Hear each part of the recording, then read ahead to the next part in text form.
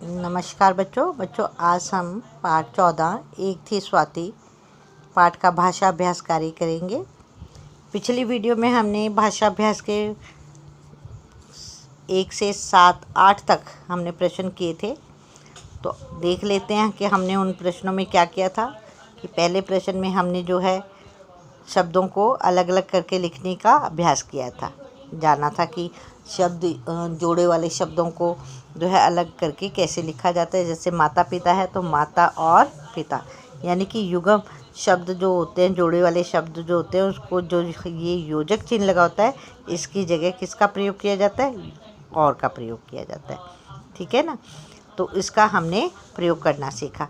फिर हमने जो है विराम चिन्हों का हमने प्रयोग करना सीखा कि विराम चिन्ह जो है कहाँ कहाँ पर कौन कौन से लगते हैं। जैसे कि यहाँ पर पूर्ण विराम, एक साधारण वाक्य, उसके बाद जो है साधारण वाक्य के बाद हम पूर्ण विराम लगाते हैं, उसके बाद रुकते हैं थोड़ा सा, है ना। और जहाँ पर कहीं पर प्रश्न पूछे जाते हैं तो वहाँ पर हम जो है प्रश्न सूचक चिन्ह का इस्तेमाल करते हैं। जैसे कि उल्टी कड़ची, ये है ना, तो इसका प्रयोग करते। तो यहाँ पर बच्चों हमने सिर्फ यहाँ पर तो 2 ही इसमें विराम चिन्ह दिए हैं, लेकिन हमने 5 तरह के आपको विराम चिन्ह मैंने करवाए हैं, तो आपने उनकी तरफ भी ध्यान दिया होगा। इसके बाद जो है आपने प्रश्न नंबर 4 देखिए।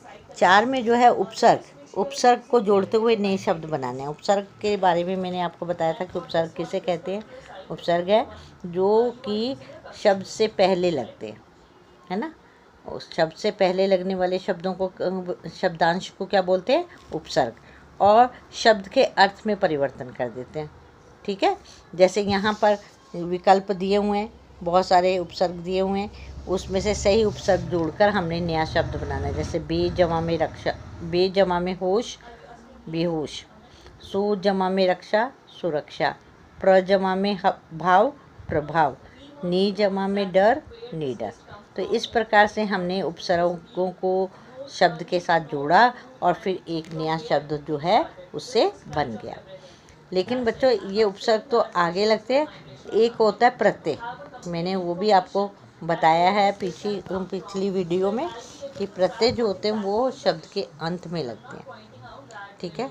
शब्द के अंत में लगकर शब्द के अर्थ में परिवर्तन कर देते हैं, तो उसको हम प्रत्यय कहते हैं। फिर हमने किया लिंग। लिंग किसे कहते हैं? जहाँ पर हमें स्त्री और पुरुष जाति का बोध हो उसे लिंग कहेंगे। 2 तरह के होते हैं, पुल्लिंग और स्त्रीलिंग। ठीक है ना। ये हमने किए।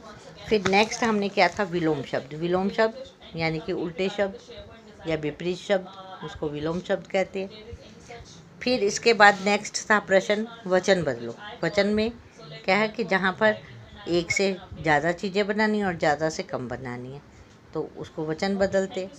वचन जो है हमारी 2 तरह के होते हैं, एक वचन और बहुवचन। कि एक चीज़ का पता चले जहाँ पर और बहुत सारी चीज़ों का पता चले। ठीक है ना। नेक्स्ट आता है हमारा था कि हमने ये शब्द दिए हुए थे, इन शब्दों को ध्यान में रखते हुए हमने वाक्य बनाने थे। और वाक्य जो है हम अपने आप भी बना सकते हैं। ज़रूरी नहीं है कि मैम ने जो लिखे हैं या इस बच्चे ने जो लिखे हैं आप भी वही लिखेंगे, नहीं। आप अपने ढंग से बनाइए, क्योंकि ये आपकी मातृभाषा है। तो आपने छोटे वाक्य बनाने हैं जो कि बिल्कुल साधारण हो और ठीक हो। तो आपका ने इस चीज़ का ध्यान देना। और वाक्य के नीचे जहाँ जिस वाक्य में जिस शब्द का हम वाक्य बना रहे हैं उसके नीचे हम अंडरलाइन करेंगे। ठीक है। तो चलिए आज जो है प्रश्न नंबर 9 करते हैं। नीचे दिए गए 2 वाक्यों को मिलाकर एक वाक्य बनाइए। अब यहाँ पर 2 वाक्य दिए हुए हैं अलग अलग, इन दोनों वाक्यों को जोड़कर हमने एक वाक्य बनाना है। तो देखते हैं क्या है। उदाहरण दिया हुआ है, स्वाति को कुछ आवाज़ें सुनाई दी। नेक्स्ट है, स्वाति डर गई। अब ये 2 वाक्य अलग अलग है, इनको आपस में जोड़कर नया वाक्य क्या बना? स्वाति कुछ आवाज़ें सुनकर डर गई। क्योंकि स्वाति स्वाति स्वाति 2 बार ही आ रहा है, तो हम फजूल की बात है ना कि इस फजूल के शब्दों को इस्तेमाल करने की ज़रूरत नहीं है, 2 बार ही इस्तेमाल करने की ज़रूरत नहीं है।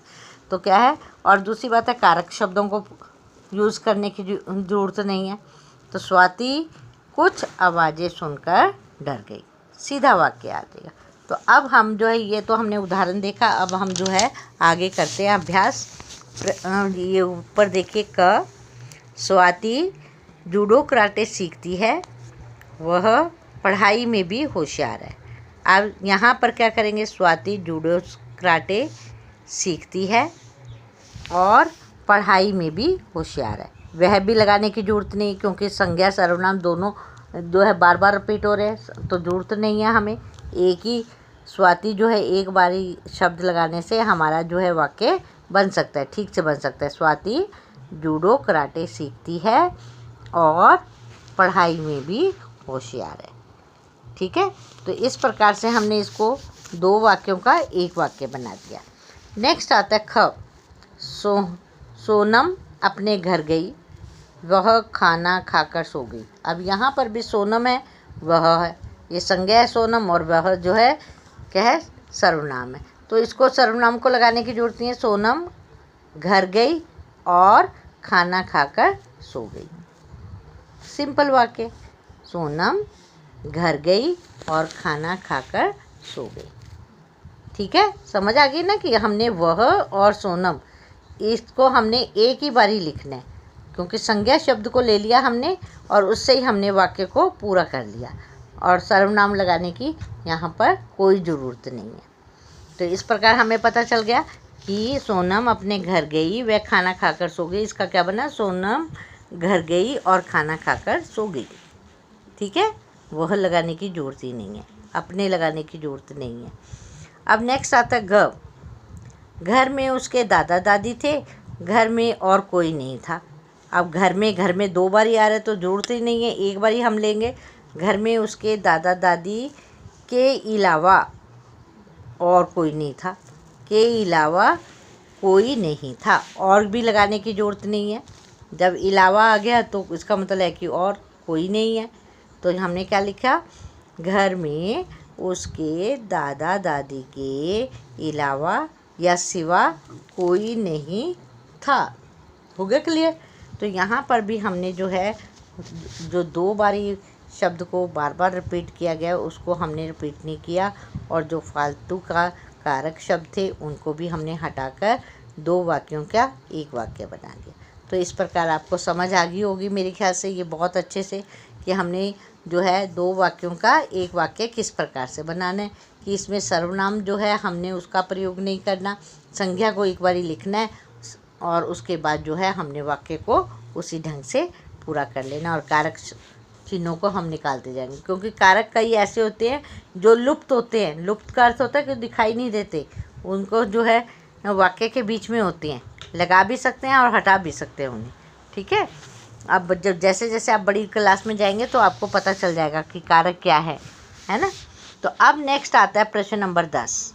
बाज़ार में मिलने वाली किसी भी एक चीज़ के लिए विज्ञापन बनाइए। ये बहुत मज़ेदार आपकी एक्टिविटी है कि विज्ञापन बनाना है। विज्ञापन किसको बोलते हैं, एडवर्टाइजमेंट को। आप हर रोज़ टीवी देखते हो, टेलीविज़न देखते हो, टेलीविज़न में बहुत सारी जो है एडवर्टाइजमेंट चल रही होती है। कोई टूथपेस्ट की है, कोई सोप की है, साबुन की है, कोई परफ्यूम की है, कोई जो आपके कपड़ों की है ना, भिन्न भिन्न प्रकार की होती है। तो आपने कोई भी एक आपने विज्ञापन बनाना है, आपने कोई भी एक एडवर्टाइजमेंट लेने है, कोई भी एक चीज़ ले लेनी है, वस्तु ले लेनी है, उसकी आपने पहले फ़ोटो बनानी है ना।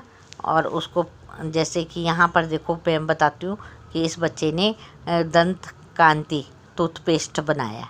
इसका बॉक्स आपने देखा है, पतंजलि का है ना, हमारे बाबा रामदेव जी के द्वारा बनाया गया है ये टूथपेस्ट। बहुत सारे बच्चे घरों में यूज़ कर रहे होंगे, है ना। तो यहाँ पर जो है दंत कांति ये आपका टूथपेस्ट बना, और इस पेस्ट में हमने जो है ऊपर जो उसमें लिखा होता है पतंजलि का है, दंत कांति है, यहाँ पर effective protection for your teeth for white strong teeth gums, है ना, ये लिखा होता है ना। और यहाँ पर भी कुछ लिखा हुआ है ना, क्या लिखा हुआ है मुझे समझ नहीं आ रही। फाइट्स जम्प्स, अच्छा यहाँ पर भी है, पता नहीं ये क्या लिखा हुआ है। तो जो चीज़ें वहाँ पर लिखी हुई हैं उसके ऊपर आपने वैसे ही लिख देनी है। और फिर इस बच्चे ने क्या बनाया, दंत कांति टूथपेस्ट अपनाएं, अपने परिवार और बच्चों को केमिकल वाले टूथपेस्ट से बचाएं। ये स्लोगन लिख देना है ना। इसी प्रकार से होते हैं, आप एडवर्टाइजमेंट देखते हो तो इसी प्रकार के होते हैं ना एडवर्टाइजमेंट। तो यहाँ पर ये स्पष्ट दिया हुआ है, तो आपने भी कोई भी चीज़ का तो जो है आपने एडवर्टाइजमेंट बना लेनी है।